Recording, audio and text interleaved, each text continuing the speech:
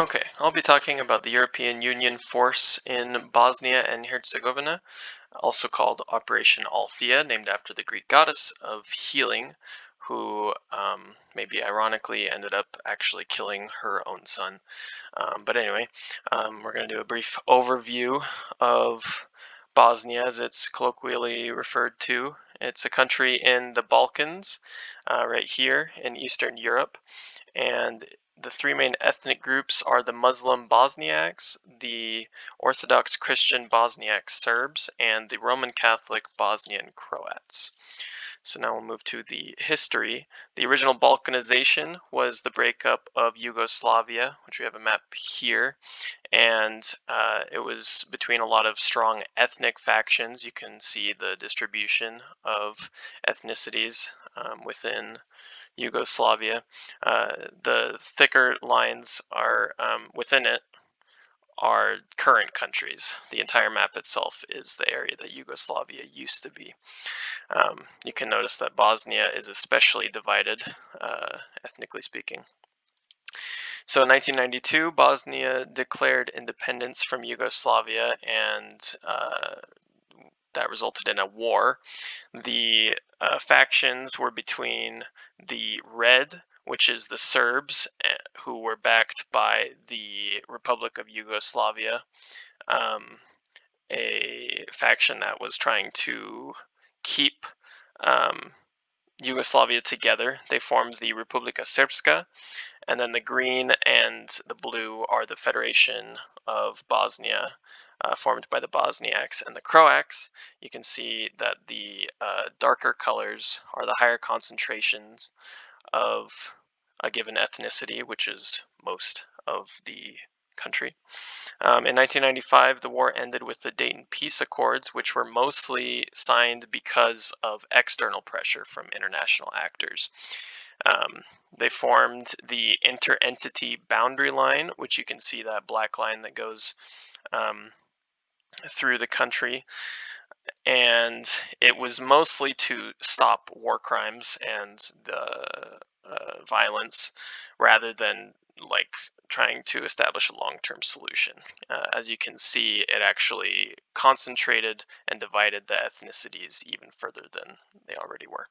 So, for international actors in Bosnia, it started with the United Nations Protection Force, which was 39,000 armed forces, which later, after the Dayton Accords were signed, was turned into the Implementation Force, led by NATO, and then the Stabilization Force, also led by NATO. Here you have more international boundaries, as the S4 divided everything up between themselves in order to keep the peace. And then in 2004, it was reduced to 7,000 troops and then converted into EUFOR ALTHEA, which transferred responsibility from NATO to the EU. In 2007, it was reduced down to 600 personnel, and it remains at that number today. Their purposes are to support EU strategy for Bosnia, ensure a safe and secure environment, and support local authorities, and then train and integrate forces of Bosnia. And by integrate, I mean combine forces from the old federation plus the Republika Srpska. So some issues with this are that um, the boundaries still in 2013 are largely ethnic. There's high ethnic concentrations, and Bosnia is now very reliant on international aid, and we'll talk a little bit more about that in a second. So as I said, there's 600 troops from 20 different countries, and their purpose is mostly just policing and training the Bosnian military. The Office of the High Representative is the main actor as far as civilian implementation of the Dayton Peace Accords, but it so far has only it serves as like an advisory role to the Bosnian government, but it has only been held by members of the EU, and all of the deputies have been American. So there have not been any Bosnian representatives, even though it is open to Bosnians.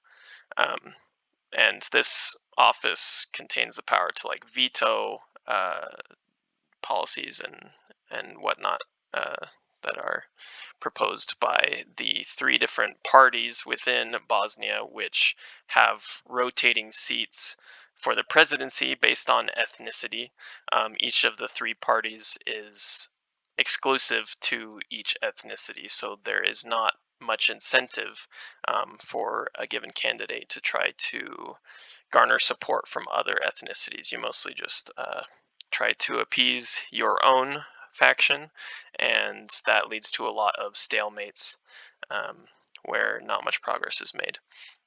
Here you can see the dependence on international aid.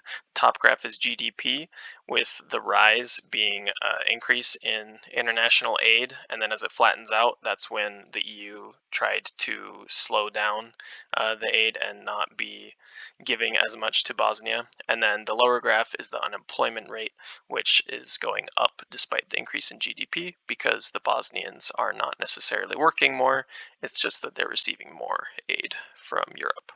Other organizations include the OSCE, which also does some policing alongside EU for ALTHEA. And the United Nations Development Program works on infrastructure and environmental stuff, as well as gender equality and poverty.